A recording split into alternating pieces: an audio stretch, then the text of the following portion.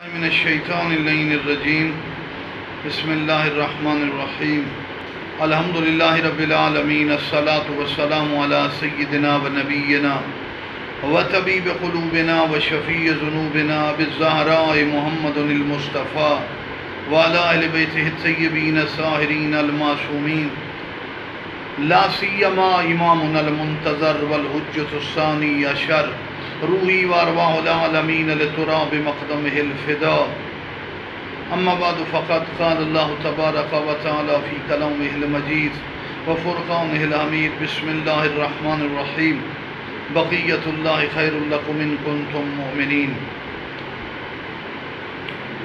18,000 عالمین نہیں، کون و مقام میں جتنی بھی یونیورس یا کائنات موجود ہیں ان کا عظیم بادشاہ اور سلطان امام زمانہ علیہ السلام ہے۔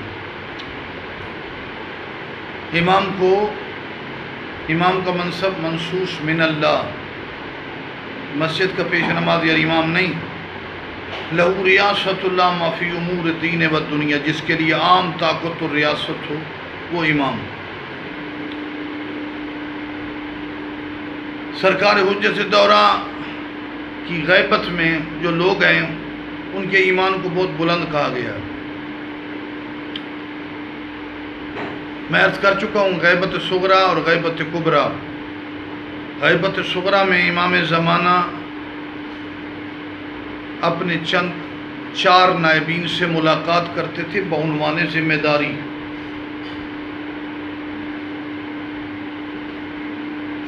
اس ملاقات میں مشاہدہ باب مفاہلہ سے امام کے سامنے بیٹھے ہوتے، امام کو دیکھ رہے ہوتے تھے، وہ نواب اور امام سے گفتگو کرتے تھے، پتہ چلتا تھا اور حکم صادر۔ زیارت اور ملاقات ان 4 کے بعد اس کیفیت میں نہیں۔ زیادہ تر ملاقات باقی علامہ ہلی، ابو الحسن اصفہانی، سرکار مقدس سردمیلی، محمد مہدی بارالعلوم، عظیم مراجع اور متقی ہستیوں کو جو امام کی ملاقات ہوئی تو وہ ملاقات من باب المشاہدہ نہیں، ملاقات ہو رہی ہے، اچانک غائب ہوئے پتہ چلا امام زمانہ ہے، اس طرح کی ملاقات نہیں۔ اور عظیم معجزات صادر ہوئے حضرت کی اس غیبت کے دور میں، جیسا کہ حاج کاظم کربلائی کا واقعہ ہے۔ یہ شخص تھا بہت پاکتینت شریف، باعظمت، کمالات رکھنے والا، حاج کاظم کربلائی۔ غیبت کے دور میں اس کی پاکتینتی جانتا کچھ نہیں تھا، لیکن ایمان، پاکتینتی شرافت اتنی بلند تھی کہ قوم میں جناب موسیٰ مبارکہ کے حرم کے قریب جو امام محمد تقی علیہ السلام کے بیٹے ہیں، حاج کاظم کربلائی کو امام زمانہ کی زیارت ہوئی۔ یہ پہلے کچھ نہیں جانتے تھے۔ امام کے ساتھ بیٹھنے سے، چند لحظہ امام کو دیکھنے اور گفتگو کی وجہ سے کاظم کربلائی قرآن اور علوم تمام تفاسیر کا عالم بن گیا۔ اتنا بڑا عالم بنا، اتنی بڑی امام کے ساتھ ملاقات کی کہ پہلے کچھ نہیں جانتا تھا۔ امام نے خصوصی فیض کے ذریعے سے اس کے دماغ اور خلیوں میں علوم بھر گئے، اور بالخصوص قرآن کی آیات جس سطر میں، جس عبارت میں، جس پہرے میں ہوتی، کچھ حاشیوں میں چھپی ہوئی ہوتی، کاظم کربلائی اور کچھ نہیں تو قرآن کی وہ آیات کو دکھا دیتا۔ یہ شہنشاہ کون و مکان امام زمانہ کا سر کے ایک شخص جو کچھ نہیں جانتا، قرآن اور تفاسیر کا اتنا بڑا عالم بن گیا۔ قرآن کو اتنا جانتا تھا کہ قوم کے بڑے بڑے علماء کاظم کربلائی کے پاس آ کر اس خزانے کے متعلق پوچھتے جو روحانی خزانہ قرآن کے علم کی صورت میں امام زمانہ نے اس کے ذہن اور اس کے قلب میں اڈیلا۔ امام زمانہ کی غیبت کبریٰ کے بڑے طویل واقعات ہیں۔ بعض لوگ مطالعے کی کمی کی وجہ سے، جہالت کی وجہ سے کہہ دیتے ہیں کہ امام سے ملاقات ممکن نہیں۔ حالانکہ میں وضاحت کر چکا ہوں، نواب ارباب والی کیفیت اور ہے۔ جناب محمد مہدی بحر العلوم اور 1000 کے قریب لسٹ ہے اس کم و بیش غیبت صغریٰ اور غیبت کبریٰ میں کہ امام زمانہ کی ملاقات ہوئی اور پھر امام غائب ہو گئے۔ حتیٰ علامہ ہلی کے بارے میں ہے، غیبت کبریٰ کے حوالے سے بات کر رہا ہوں کہ سوال ذہن میں کہ من بکا علی الحسین وابکا تباکا وجبت لہ الجنہ، جو حسین کے غم میں روئے رلائے اس کے لیے جنت ہے، یا شکل بنائے۔ اور دوسرا ذہن میں کہ آیا امام کی ملاقات ہو سکتی ہے نہیں، تو یہ سفر کر رہے ہیں کربلا کی طرف، گھوڑے پہ سوار ہیں، تو ساتھ کیا دیکھا؟ نورانی چہرہ، سرکار حجت دورہ ساتھ چل رہے ہیں۔ ان کو نہیں پتہ، ان کو پتہ ہے کہ عرب چل رہے ہیں۔ تو سوال کیا، یہ امام نے پوچھا کیا سوچ رہے؟ کہا سوچ رہا ہوں کہ فقط ایک گریے کی وجہ سے جنت۔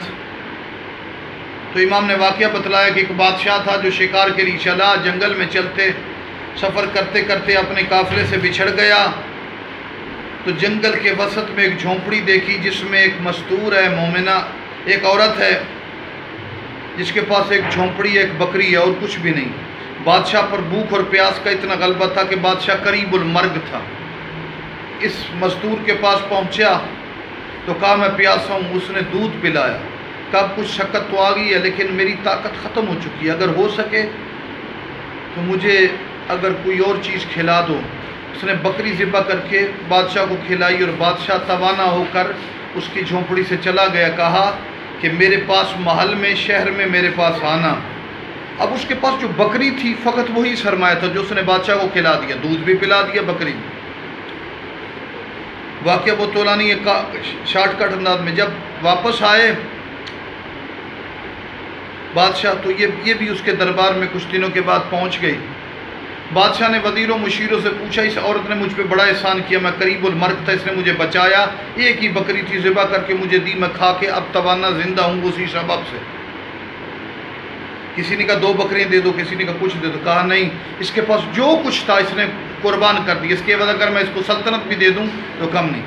تو امام زمانہ نے کہا علامہ ہلی کربلا کے میدان میں حسین کے پاس جو کچھ تھا وہ مولا نے قربان کر دیا، اس کے بعد اگر حسین کے عزادار کو آنسو گریہ عزاداری کے بعد جنت مل جائے تو یہ کوئی بہت بڑا اجر نہیں ہے۔ یہ جملہ کہنے کے بعد کا دوسری بات یہ ہے کہ میں یہ سوچ رہا ہوں کہ آیا ممکن ہے کہ امام زمانہ کی ملاقات ہو سکے؟ اسی اثناء میں امام کے ہاتھ سے علامہ ہلی کے ہاتھ سے عصا نیچے گرا، امام نے عصا اٹھا کے علامہ ہلی کو دیا اور فرمایا اتنا ممکن ہے کہ تمہارا ہاتھ تیرے اپنے وقت کے امام کے ہاتھ میں ہے۔ تڑپ گئے کہ میں گھوڑے پہ چل رہا ہوں، گھوڑے پر سوار ہوں، امام اپنے آپ کو نیچے گرایا تاکہ امام کے قدموں کا بوسہ لوں، امام زمانہ غائب ہو گئے۔ میرے عزیزو، امام کی معرفت پہچان کے لیے ضروری ہے کہ میں آپ کو تھوڑے سے لفظوں میں امام کے نئے نقش، چہرے کے آثار اور امام کا حلیہ بھی بیان کر دوں۔ ملاقات زیارت کے علاوہ تھا کہ اگر کوئی زیارت کے حوالے سے کوئی زیادہ معلومات نہ بھی رکھتا ہو، وقت ظہور امام کا چہرہ اور امام کی شکل کو دیکھ کر پہچان دیں۔ میں نے کئی روایات کو جمع کیا ہے، اس میں نے امام کے مختلف انداز سے چہرے کے خد و خال کی وضاحت کہ بینی مبارک امام کی لمبی اور باریک، پیشانی کشادہ، زلفیں نانا کی طرح بڑی، داڑھی میرے مولا کی گھنی، چہرہ نورانی، رنگ گندمی، جیسے جناب علی اکبر، جناب سلطان علی بن محمد باقر علیہ السلام کہ جن کے واقعات ہم نے بیان کر چکے ہیں، کہ جنہوں نے کاشان میں دین کی خدمت کی، لہذا آپ ہمارے اس لیکچر کی طرف متوجہ ہو جائیں کہ نبی پاک نے عامر بن فاضل کو کہا کہ سلطان علی بن محمد باقر مجھ محمد کی شبیہ ہے۔ جناب علی اکبر بھی اسی طرح امام زمانہ بھی نبی پاک کی شبیہ ہیں، لیکن ایک چیز جو جناب علی اکبر حضرت علی بن محمد باقر اور نبی پاک کے بارے میں نہیں پڑھی وہ امام زمانہ کے بارے کہ امام کے دائیں رخسار پر تل ہوگا۔ المہدی و طاؤس لأہل الجنہ، حضرت کے حسن اور حضرت کے جلال اور جمال کو یوں بیان کیا ایک روایت کے مطابق کہ سرکار حجت دورہ جنت میں انبیاء اولیاء اوصیاء تمام کے لحاظ سے خد و خال نین نقش اور چہرے کے لحاظ سے تمام سے خوبصورت نظر آئیں گے۔ امام کے دندان مبارک میں اسنان کل منشار، دندان میں فاصلہ ہوگا۔ مالک ذوالجلال سرکار حجت دورہ کی مکمل معرفت اور آقا کا تذکرہ ہمیں نصیب فرمائے۔ والسلام علیکم ورحمۃ اللہ وبرکاتہ۔